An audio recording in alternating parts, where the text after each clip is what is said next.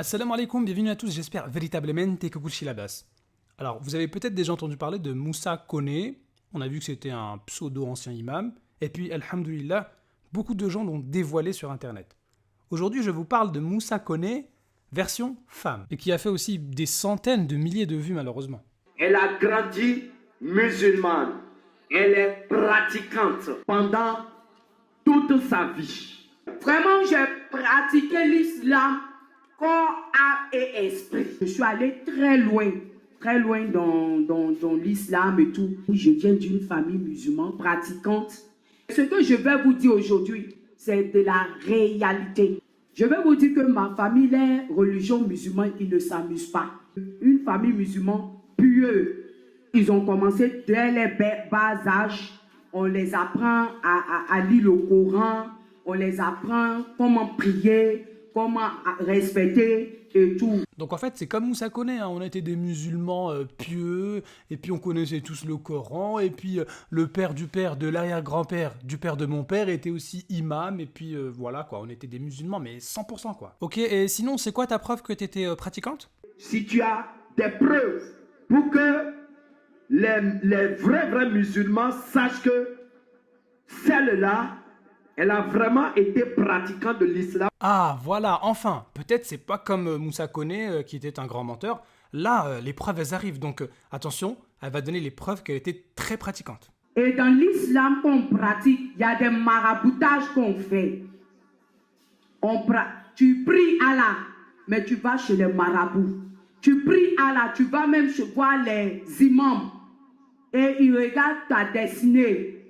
Comment tu vas devenir, quel sacrifice tu dois faire et tout. Je vais vous dire que tout cela, je l'ai pratiqué. Non mais attendez déjà, vous pouvez pas dire être musulmane et en plus pratiquante et pratiquer la sorcellerie.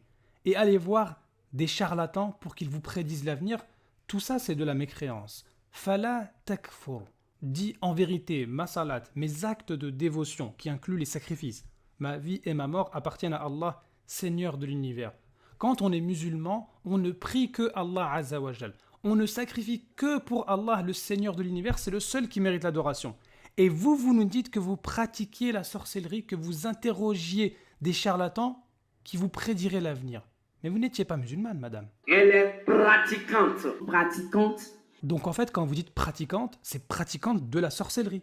Je vais vous dire que tout cela, je l'ai pratiqué. C'est de la réalité. Toujours la même contradiction avec Moussa Koné version femme, c'est qu'elle dit que sa famille était des gens qui ne blaguaient pas. Hein. Ma famille, les religions musulmanes, ils ne s'amusent pas. Et pourtant, je voyais même mes parents aller chez les marabouts faire des sacrifices en mon nom. Parce que oui, j'avais dit que je viens de l'islam. Nous avons fait, mes parents et moi, nous avons adoré plein de faux dieux. Nous avons fait des sacrifices et tout. Attends. Pourtant, ailleurs, tu avais dit... si c'est pas Allah, c'est aucun autre Dieu qu'ils adorent. C'est le Dieu de Mohamed la salam. Et à part ça, il n'y a aucun Dieu. Et maintenant, tu dis... Mes parents et moi, nous avons adoré plein de faux dieux. C'est aucun autre Dieu qu'ils adorent. Nous avons adoré plein de faux dieux. Et à part ça, il n'y a aucun Dieu. Non, mais il n'y a même pas besoin de continuer la réfutation de ce puissant faux témoignage. Tu reconnais toi-même que tu pratiquais la sorcellerie et que tu adorais plein de faux dieux. Exactement le contraire de ce qu'est être musulman, soumis à Allah Azza wa Jal, le seul créateur. Donc tu n'as jamais été musulmane. Donc arrêtez de mentir comme ça. C'est exactement le témoignage de Moussa Koné version femme. Lui aussi qui était un ancien charlatan, il était marabout. Mais c'est la même chose là. Et bizarrement, comme Moussa Koné, cette femme qui était une sorcière prétend entendre des voix. J'entends une voix qui me dit... La voix me dit... Et la voix m'a dit... Et une voix intérieure qui me dit... La voix me disait... J'entends la voix qui me dit... Et maintenant écoutez sa preuve que l'islam est faux. L'islam n'est pas le véritable Dieu d'Abraham, d'Isaac et de Jacob. Parce que j'étais musulmane. Et celui qui est venu se présenter à moi pour me montrer la Mecque, il s'appelle le Messie, le Rédempteur, Jésus-Christ de Nazareth. Non mais attends, faut arrêter de se moquer de nous là. Toi, t'es une ancienne sorcière qui adorait plein de faux dieux, tu entendais des voix, et l'islam est faux parce que parmi les voix que t'as entendues, il y a une voix qui t'a dit « Je suis Jésus, et c'est pas l'islam ». Et c'est ça vos preuves que l'islam est faux. Ça veut dire que tellement l'islam est puissant pour vous, vous êtes obligé d'inventer des visions, des trucs un peu bizarres, parce que vous n'avez rien contre l'islam. Et c'est pas comme ça que vous allez convaincre les musulmans. Hein. C'est comme quelqu'un qui est perdu et qui demande son chemin à un SDF qui est complètement bourré et lui dit « Est-ce que tu es sûr que c'est par là ?» Et le SDF lui répond « Écoute, c'est pas par là, parce que le dragon orange que j'ai vu cet après-midi, il m'a dit que c'est de l'autre côté. » Et bien sûr, maintenant, cette dame-là, elle prétend être prophétesse. Et aujourd'hui, étant musulmane, Elle ose se comparer au prophète Abraham, alayhi salam. et il a dit de la même manière, j'ai dit à Abraham de sortir dans la maison de ses pères. Maintenant, il est l'heure que tu sors de la maison de tes pères. Yes. Partout où tu seras, je serai avec toi. Alléluia. Au Seigneur. Partout où tu seras, je serai avec toi. Ceux qui te combattront me combattront. Ceux qui te maudiront seront maudits. Ceux qui te béniront seront bénis. Alléluia. Elle prétend aussi voyager avec les anges, Mon âme est sortie et je suivais les deux anges. mais pourtant elle est ignorante de l'islam. Puisque par exemple, lorsqu'on lui pose la question dans vos prières « Qu'est-ce que vous dites à Allah ?», elle n'arrive même pas à répondre. Je veux comprendre. Qu'est-ce que vous dites à Allah? Bon, moi, je peux dire que les prières que je faisais dans l'islam, je connaissais pas l'origine profonde. C'est quand Jésus-Christ de Nazareth est venu me prendre pour m'amener à la Mecque, Yes. qui m'a révélé tu vas toutes entendre. les choses cachées. Non, essaie pas de cacher la vérité. Il t'a posé une question simple, tu n'arrives même pas à répondre en disant par exemple que dans la prière, on récite la première sourate du Coran, sourate al-Fatiha. Et pourtant, elle prétend être allée loin dans l'islam. Hein. Je suis allé très loin dans l'islam et tout. Bon, il faut savoir qu'elle n'est pas allée non plus très loin dans la Bible. Jésus dans le Coran est comme on appelle, un prophète. Or, en réalité, Jésus n'est pas un prophète. Alléluia. Il est le Dieu tout-puissant. Alléluia. Alléluia. Alors, j'ai entendu quelque chose, mais peut-être j'ai peut-être pas pris le bon café ou la bonne tablette de chocolat. On va réécouter ce qu'elle a dit. Jésus n'est pas un prophète. Jésus n'est pas un prophète. Bible, premier évangile, selon Matthieu, chapitre 21, au verset numéro 11. La foule répondit, c'est Jésus, le prophète. Merci. Alors cette fausse prophétesse, elle confond encore le Père et le Fils, et elle pense que c'était le Père qui était sur la croix. Nos pères qui est dans les cieux, qu'on nomme Jésus-Christ de Nazareth, a souffert. Et il est mort à la croix. Et il a été ressuscité le 3e jour. Alors je te rassure, même selon la Bible, c'était pas le Père qui était sur la croix. Et puis en vrai, c'était ni le Père ni le Fils, et encore moins le Saint-Esprit. Bon, pour ce qui est de son ami là à droite, il est encore plus ignorant qu'elle, puisqu'il va se moquer de la prosternation que font les musulmans. Quand il va à la mosquée avec les parents, au moment où les parents prient Allah, avec leur... Mais il y a quoi de drôle à se prosterner? Tu savais pas que Jésus lui-même se prosternait? Matthieu chapitre 26, au verset 39. Puis, ayant fait quelques pas en avant, il se jeta sur sa face et pria. Donc en fait, tu es en train de te moquer de Jésus qui est Dieu selon toi. Tu es en train de te moquer de ton propre Dieu finalement.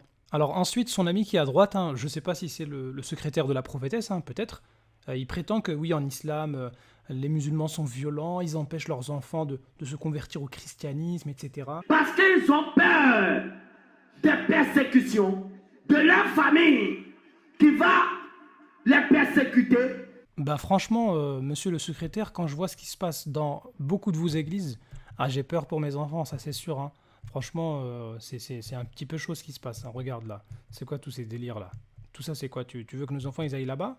Ça va pas bien. Hein. C'est quoi ces guérisons bizarres là? Et lui là, qu'est-ce qu'il fait là? Et lui il prétend capturer les fantômes, il s'écrit dans Pokémon.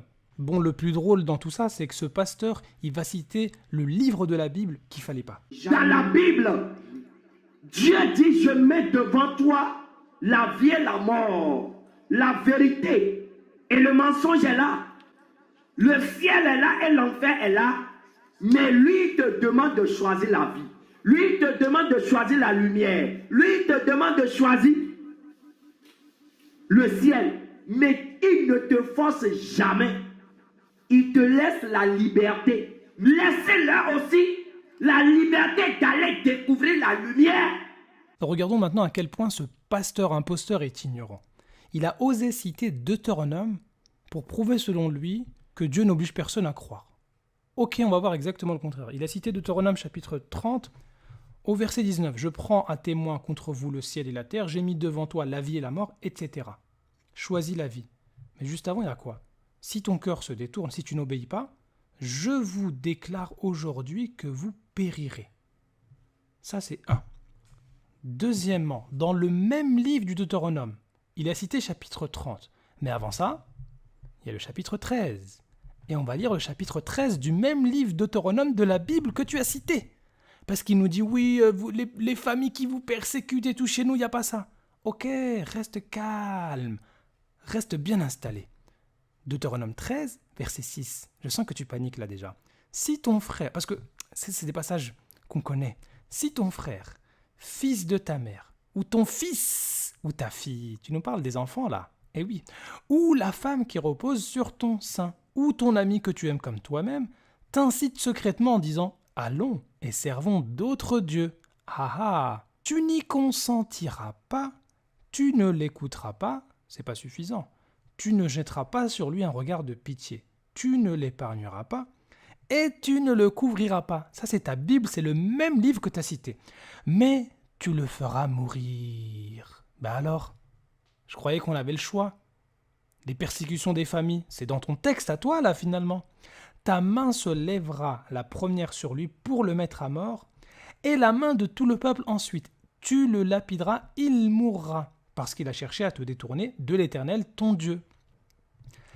Donc, monsieur le pasteur imposteur menteur, le même livre que tu cites dans la Bible, pour essayer de prouver que chez vous, c'est la liberté, et puis si mes enfants ils veulent aller faire ce qu'ils veulent, il n'y a pas de problème. Chez nous, les persécutions des familles, ça n'existe pas. Le même livre de la Bible que tu as cité, il te réfute. Donc maintenant, on va reprendre tes propres mots contre toi. Repentez-vous. Exactement, repens-toi. Toi et ton ami, tous les deux, repentez-vous. Vous êtes obligés de falsifier et de mentir contre l'islam pour faire le buzz. Repens-toi, sors de la folie. Mais oui, sors de ta folie là. Vous êtes fous. Sortez de l'ignorance. Sors-toi déjà. Sortez. Sors-toi. Sortez. Mais t'es bloqué ou quoi? T'arrives pas à sortir? Sortez. Bon, pour conclure sur ce faux témoignage qui malheureusement a fait des centaines de milliers de vues, cette femme n'a jamais été musulmane, c'est une ancienne sorcière qui adorait plein de fausses divinités. Mais c'est aussi une fausse prophétesse qui prétend recevoir des révélations alors qu'elle est totalement ignorante de l'islam et de la Bible. En gros, si je pouvais résumer... Je suis allé très loin dans le mensonge.